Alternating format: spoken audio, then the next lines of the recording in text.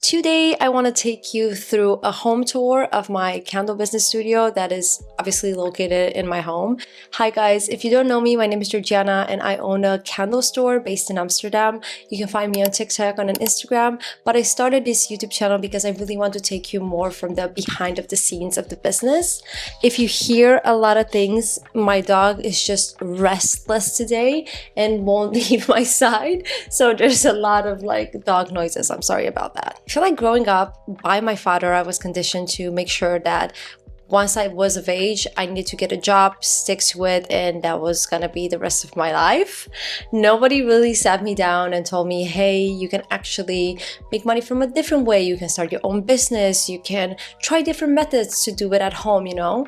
And with me being super socially anxious, this is something that really has helped me. Of course, with the rise of social media, there's a lot of creators that are talking about this passive income, how you can work from home to get some extra money. But to be really honest, I never searched it. For me, I started making candles as a hobby, and you know, during the past year, it really started to become a business. So I needed to make a choice. Either make everything from home, open a shop, or maybe rent a workspace or a studio somewhere. And I want to start by saying that I always have made candles from home. So when I started back in 2022, I started making candles in my kitchen, and I had a little small dedicated space just to store my candles on my kitchen table. It was a really small apartment. So if you're at the beginning, you can definitely still do that. But since my business started to grow, I decided to rent a workspace, like a little room, but that was not very convenient for me. So in the end, I decided to go back into building a home studio. And from this little space, I pack my orders, I make the candles. Here's where the magic happens. And I really enjoy it because it is from the comfort of my home. Why I'm making this video is because I think a lot of people would like to start something like this and they're a bit stuck in like, where should I start? So I'm gonna go through everything that I have in my studio and also put prices on the items that I bought. Where did I buy them from? So I think and I hope it's gonna be useful. The reason why I didn't like having a workspace outside of the home was the fact that I needed to commute, and it wasn't really far, but it would take me like an hour to commute there and back. And I also didn't like it because I was far away from my dog for a couple of hours, and that was not the vibe for me. I really want to be near my dog. He's 13, he's really old, so I like being in his presence. Another thing about candles, you know, they need to sit. So imagine I will make a long batch, then I needed to sit for a moment, and then I needed to add different things to the candles because I do make realistic candles. So I would just be sitting there for hours. It was in a neighborhood that didn't really have anything around. It wasn't like a hip Amsterdam area. So I would just sit at my computer in a really weird studio, to be really honest. It was, if you're from the Netherlands, it was anti-kraak. Yeah, that's why I think I stayed only 3 months, and then I moved into this new apartment, which had an extra room, and I knew that's gonna be my candle studio. So that's how everything turned out. Let's just go into the studio and go through everything. The first part of my studio actually starts in a different room, and in this room is kind of our dresser type of thing, but my partner also has his little desk, and I decided to put my desk here as well because sometimes I need a bit more light. I want to look out the window, and it's just where my desk is located. I just have my little chair, my laptop, I have my printing machine, so here's where I print all my labels because it's easier for me. I have my iPad, obviously, a water bottle, all my accessories for my camera equipment, everything is here. I just realized that I needed a space that is separate from my candle studio where I can just disconnect. Initially, when I did my candle studio, this desk was actually in the candle studio, but it just made it very crowded. Last year, I really had my candle making desk in the middle of the room, and I enjoyed it a lot, but because I needed more space for this desk to be in the candle room, it kind of got pushed out, and I really didn't enjoy the studio anymore. What I sometimes do is I take everything out and start doing product photography on this table. You know, I put a white background, and I just do that because it gets way more light here than in the actual candle studio. Most of the things that I have for my desk and my desk accessories are from IKEA. The table is from IKEA. This little thing where I hold all my stuff is from IKEA. The silicone pad where I put my laptop on is also from IKEA. This chair, actually, I don't know exactly where it is from. I think it's my partner's. It came from his office. I used to have this pink chair and I loved it so much. It was this pink gaming chair, but I sold it. I had it from on my previous house, and I thought I outgrew it. I don't need a pink chair, but I really do miss it, and I'm thinking I should buy another one. But this would do. That's why I don't want to actually get rid of it, because it's a good chair. I mean, what else are we gonna do with it? My printing label machine I actually got as a gift, so I didn't pay anything for it. And, you know, accessories. I'm not gonna go very much into the camera equipment and stuff, maybe for a different video. But the tripod that I'm using is from Hama, and it's the ultra strong one or something like this. It's very sturdy, so it also has a handle. It's really, really nice. So welcome into my candle studio. The weather is super gloomy in Amsterdam, as per usual, so we might not have the best light, but I think we should just get straight into it. And the first thing that I want to show in the studio is actually this table. This table has seen things, let me tell you that. I think I bought it. Where did I buy it? I think I bought it from Facebook Marketplace or something like this, or from Marktplaats. I think it's called. It's like a Dutch site where people sell their shit. And it was around 60 euros. That's what I remember. It might have been 50 or 70, but let's just do 60.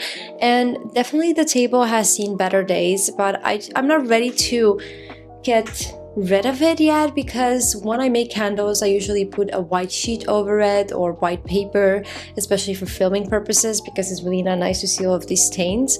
But there are stains of hard work and a lot of sleepless nights, and I love it because it's such a big table, you know. I mean, I fit everything. I think the max I did in one round on this table might have been around 65 candles, 70 candles.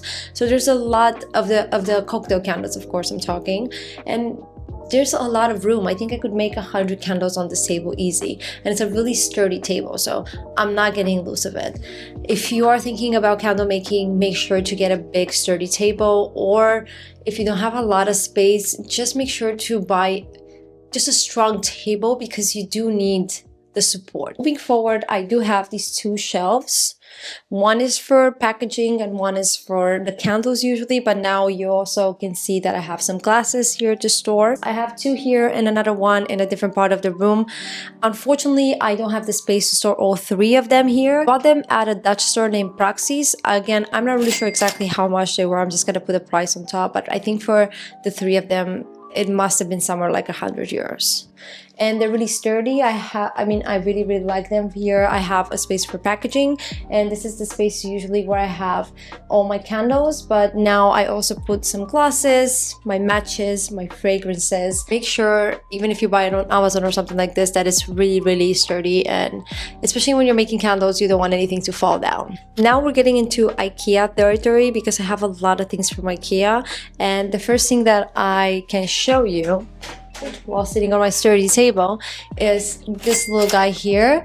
I thought I would be using this more. I keep my wig trimmers, some scissors, I have my thermometer, and that's kind of it. I saw it in a lot of candle making studios, you know, so I thought it's gonna be a nice touch, but it's just like I need to definitely use it more. I don't remember the price, but I remember it was quite cheap, so it's not like a huge investment. It does look nice. Do I use it so much? Not really, to be honest. I would skip this part. I wish somebody would tell me. But if you're really using and you're putting all your jugs and stuff like this, maybe it will look cute, but I use plastic jugs, so they're dirty, you know. They're not dirty, but they're full of wax, so I don't want to showcase them here. But it's cute. It's a vibe. I like it. This little fellow, let me see if it's on. I love it. I don't know why. I always wanted something like this. I think it looked so cute, and it just gives that atmosphere to the studio. Do I use it a lot? Not really. I only use it when I make candles in the night because I don't like the big light. I just like to have like a warm type of light, and this is really a vibe. And also in my YouTube videos, sometimes I put it on because it gives that extra light. Also from IKEA, I have my 2 frames. Actual poster thing is from Temu, I'm afraid. It's not even paper material. I ordered it because I really thought it looks really nice, but it's a type of fabric material I would definitely not recommend. Go to a nice store that sells flyers and posters because it's just a better investment. I actually think I'm gonna change them because I don't know if you can see, but there's like this muddy look on it. I'm not really sure what happened. It looks like somebody like burned it with a candle. It might be something regarding the candles, you know, maybe the flame that they go through, especially when I'm like testing a lot of things. Just try to clean it before this video, but it just doesn't go away, and I'm not really sure if it's on the actual type of paper that or like fabric material. It's something ingrained in it, so I'm definitely gonna remove these 2 and maybe put something else. Although I really like the messages, especially because I worry a lot, so worry is a waste of your time. It's just a reminder that I worry a lot and I shouldn't do it, but I do like the combo. Probably this summer they will have to go. Another IKEA thing is my garbage bin.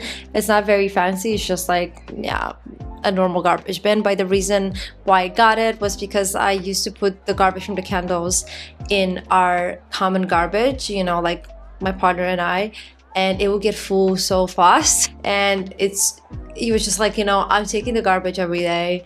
It will be just crazy. So I decided, okay, I have my own little garbage and I can control it a bit better. I can remove the, you know, just recycle it a bit better. 2 more IKEA things is my big light and also my trolley, where I put certain things that I really use a lot, like my molds or my gloves or wick stickers, stuff like this. I always put in this trolley. It's a bit dirty, I must say, but I do try to clean it every month. This trolley was actually a gift. I remember I gave it to my partner because I thought it would be a nice thing for him to put like his alcoholic drinks and cocktail stuff, but in the end I just kind of stole it back, and now it's like my little trolley where I keep near me, you know, when I make candles. It's really sweet. I feel like I'm having like such a big job with my little trolley after me all the time. It's really cute and it's very handy actually. Now I also have a neon sign, and this was a bit difficult for me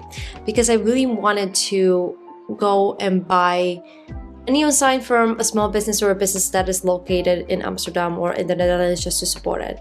And for the same type of neon sign that you see also in the video, I got a quote for 600 euros, and then they dropped it to like 400 euros, and I checked like 3 businesses and this was just the normal pricing. And I completely get it that it's very expensive to make a neon sign, but I just didn't have that budget. So for this particular one, I did buy it on Temu. I try my best not to outsource stuff from there or from China, but sometimes it's just needed because the price difference is so big and I couldn't find something like this on IKEA. So it had to be from there. I only had a budget of like 50 euros for that, and I really, really wanted a neon sign. It was just something that I always wanted to have. So it was, I am feeling a bit bad, you know, because I'm always about supporting small businesses or businesses locally. That's why most of my products are bought from the Netherlands. Like I'm not outsourcing my glasses, or I'm not outsourcing any of my materials almost from China. Although I know that also these businesses where I buy from, probably they buy it from China as well, but at least I'm trying to support the businesses here. Now I really want to go into more of the stuff that I have from my candle making business. I'm gonna go through the candle stuff, and then I'm gonna go to the packaging and everything that I use for my packaging. The first thing that I have is obviously my glasses, and I have different type of glasses for different type of candles.